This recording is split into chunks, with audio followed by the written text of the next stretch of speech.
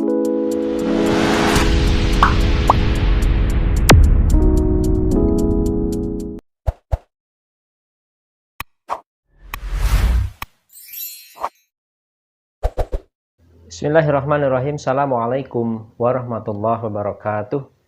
Alhamdulillahilladzi hadana li hadza wa ma kunna linahtadiya laula an hadanallah. Asyhadu an la ilaha illallah wahdahu la syarikalah la nabiyya wa la rasula ba'dah. Teman-teman yang dirahmati oleh Allah, bersyukur Allah jumpakan lagi di series Ternyata. Shalawat dan salam semoga tetap terlimpah kepada baginda Nabi Allah Muhammad Sallallahu Alaihi Wasallam, kepada keluarga beliau, sahabat beliau, dan semoga kelak kita mendapatkan syafaat beliau di yaumil qiyamah. Amin. Amin ya rabbal alamin. Kali ini kita akan bahas salah satu tafsir ayat yang ada di dalam Al-Quran, tetapi sering tafsirnya ini melenceng atau tidak sebagaimana para ulama menafsirkan. Ketika kita mengikuti seminar motivasi misalnya, atau di buku-buku motivasi, atau ketika kita mendapatkan petuah dari seseorang, biasanya mereka menggunakan salah satu potongan ayat dari surah Ar-Ra'd ayat ke-11 yang bunyinya a'udzubillahi minasyaitonirrajim, innallaha la yughayyiru ma biqaumin hatta yughayyiru ma bi anfusihim. Ayat ini berada di tengah-tengah dari surah Ar-Ra'd, jadi awalnya dipenggal, akhirnya juga tidak disertakan. Biasanya yang dicuplik dari ayat tersebut adalah kalimat yang tadi kami sampaikan. Kurang lebih artinya, sesungguhnya Allah tidak akan mengubah nasib suatu kaum sampai kaum tersebut mengubah nasibnya sendiri. Nah, ini biasanya dikaitkan dengan nasib atau dikaitkan dengan keberhasilan atau tidak berhasilnya seseorang. Jadi kalau seseorang ingin berhasil, maka dia harus berusaha dengan semaksimal mungkin, dia harus belajar dengan sungguh-sungguh, dia harus bekerja dengan keras, agar hasilnya itu sebagaimana yang diusahakannya. Makanya kadang-kadang kita juga menjumpai istilah usaha tidak mengkhianati hasil. Nah, padahal kalau kita cek, kita cermati kembali, ada hal-hal yang sebenarnya kurang pas di sini. Jadi kalau sebuah nasihat agar seseorang mau bekerja, dan siapa yang bisa mengubah pekerjaan itu adalah karena dirinya sendiri, dan kemudian Allah mengikuti apa yang dilakukan oleh hamba, maka ini justru nyerempet-nyerempet ke paham Mu'tazilah. Jadi Allah menuruti kemauan hambanya. Jadi kalau hambanya mengubah nasibnya, maka Allah akan mengubah nasibnya. Kalau dia tidak mengubah nasibnya, Allah tidak akan mengubah nasibnya. Ini kalau dicek secara mendetail, ini ada sesuatu yang bermasalah. Nah, terutama dengan kata-kata kalau kita ngubah, maka Allah akan mengubah, seakan-akan Allah itu nurut kepada kita. Padahal sejatinya kalau dipahami bahwa ketika kita merendah kepada Allah, kita terus berusaha, kemudian kita berdoa, maka Allah akan membantu apa yang kita usahakan. Jadi bukan Allah itu mengikuti apa yang telah kita lakukan. Karena bisa jadi apa yang kita lakukan dengan sangat maksimal itu pada akhirnya mengalami kegagalan. Itu sangat mungkin bisa terjadi. Karena yang menentukan dalam setiap perbuatan kita, setiap usaha kita adalah Allah Subhanahu wa Ta'ala. Nah, potongan ayat tadi, surah Ar-Ra'd ayat ke-11 ini sering disalah tafsirkan. Padahal yang namanya orang yang menafsirkan Al-Quran itu tidak sembarangan orang. Dia harus memang ahli tafsir. Jadi tidak semua orang bisa menafsirkan Al-Quran. Kalau hanya membaca Al-Quran kemudian terjemahnya dibaca tanpa melihat tafsir para ulama, maka kasusnya akan seperti ini. Bahwa ayat itu dipahami ketika orang tidak mau bekerja, tidak mau berusaha, tidak mau berupaya dengan maksimal, maka Allah tidak akan mengubah nasibnya.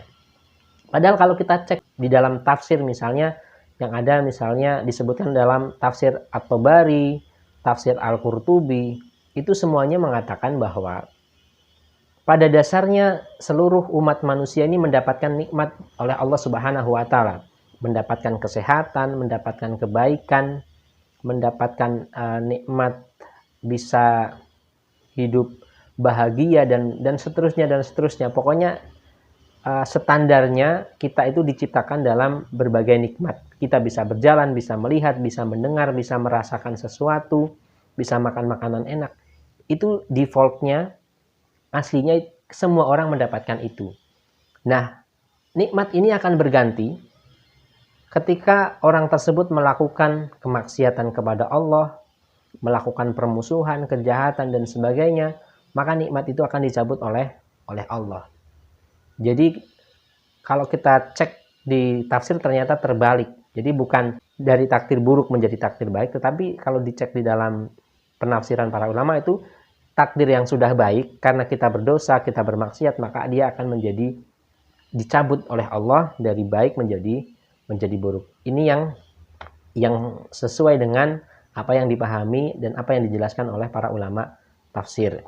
Kemudian bedanya yang ditafsirkan oleh Imam At-Tabari itu bahwa kejahatan atau keburukan itu dilakukan oleh individu. Tetapi beda dengan tafsir Al-Qurtubi.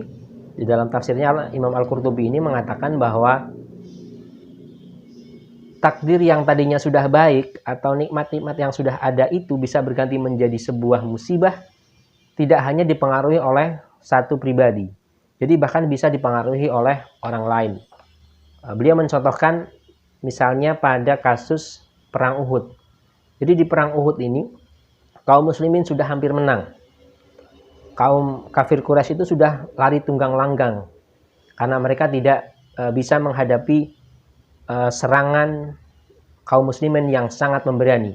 Tetapi ketika beberapa ghanimah terlihat dibiarkan oleh kaum Quraisy, para pemanah yang sudah diwanti-wanti oleh Rasulullah, apapun yang terjadi kalian tidak boleh meninggalkan pos kalian demi melindungi kaum muslimin yang sedang berperang. Mereka tergiur melihat ghanimah yang berserakan di medan perang. Kemudian mereka meninggalkan pos-posnya. Dan ketika itu pasukan Khalid bin Walid yang ketika itu beliau masih kafir mengitari bukit Uhud.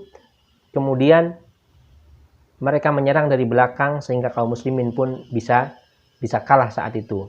Bahkan disebutkan di dalam sirah itu ada 70 syuhada dari kalangan kaum muslimin termasuk paman beliau Hamzah bin Abdul Muthalib yang dibunuh oleh Wahsy yang kala itu masih menjadi budak di Makkah. Dan bahkan tubuh dari Hamzah bin Abdul Muthalib ini dirusak oleh Hindun. Dia berbuat tidak selayaknya kepada jenazah seseorang. Jadi dirobek-robek, ada yang dipotong. Pokoknya tidak manusiawi apa yang dilakukan oleh Hindun sebelum dia menerima hidayah Allah Subhanahu wa taala. Nah, di situ digambarkan ada beberapa orang yang tidak taat kepada Rasulullah, mereka berbuat kemaksiatan, menentang perintah Rasulullah, tidak mentaatinya, akhirnya seluruh kaum muslimin mendapatkan akibatnya. Ini yang disampaikan oleh Imam Al-Qurtubi. Tetapi pada prinsipnya nikmat itu akan tetap ada selama kita tidak berbuat maksiat kepada Allah. Karena itu ketika kita berbuat maksiat, maka nikmat itu akan Allah cabut. Nah, kemudian bagaimana sebenarnya kita bisa memahami ayat ini? Sebenarnya ada dua. Jadi di dalam Al-Quran juga disebutkan tafsir ayat ini. Kemudian kita kalau melihat hadis juga ada tafsir ayat ini. Kalau di dalam Al-Quran misalnya bisa kita temukan di dalam surah Al-Anfal ayat ke-53. Allah sebutkan, A'udzubillahi minasyaitonirrajim. Dzalika bi annallaha lam yakum mughayyiran ni'matan an'amaha ala qaumin hatta yughayyiru ma bi anfusihim wa annallaha sami'un alim. Siksaan yang demikian itu adalah karena sesungguhnya Allah sekali-kali tidak akan mengubah suatu nikmat yang telah dianugerahkannya kepada suatu kaum hingga kaum itu mengubah apa-apa yang ada pada diri mereka sendiri. Dan sesungguhnya Allah Maha mendengar lagi Maha mengetahui. Artinya Allah tidak akan mencabut nikmat yang dilimpahkannya kepada suatu kaum selama kaum itu tetap taat dan bersyukur kepada Allah Subhanahu wa ta'ala. Kemudian kalau kita melihat dalam hadis misalnya, itu sebagaimana yang disebutkan dalam riwayat Ibnu Hibban, hadis sahih, disebutkan kullu mauludin yuladu 'alal fitrah fa abawahu yuhawidanihi au yunasironihi au yumajisanihi. Setiap anak yang lahir itu berada dalam fitrah, mengesahkan Allah, bertauhid. Kemudian orang tuanya lah yang menjadikan dia Yahudi, Nasrani, atau Majusi. Jadi awalnya ini baik, tetapi nanti ketika manusia mengubah maka menjadi tidak baik. Nah, ini yang bisa kita pahami dari penggalan ayat surah Ar-Ra'd itu ayat ke-11, innallaha la yughayyiru ma biqaumin hatta yughayyiru ma bi anfusihim. Jadi Allah tidak akan mencabut, tidak akan mengambil nikmat yang sudah Allah anugerahkan ketika kita tidak melakukan kemaksiatan kepada Allah. Jadi sekali lagi ini tidak tepat jika dikaitkan dengan memotivasi orang untuk giat belajar, giat berusaha dengan ayat tersebut. Demikian, semoga ada manfaat yang bisa kita ambil. Kurang dan lebihnya kami mohon maaf. Billahi taufiq wal hidayah. Assalamualaikum warahmatullahi wabarakatuh.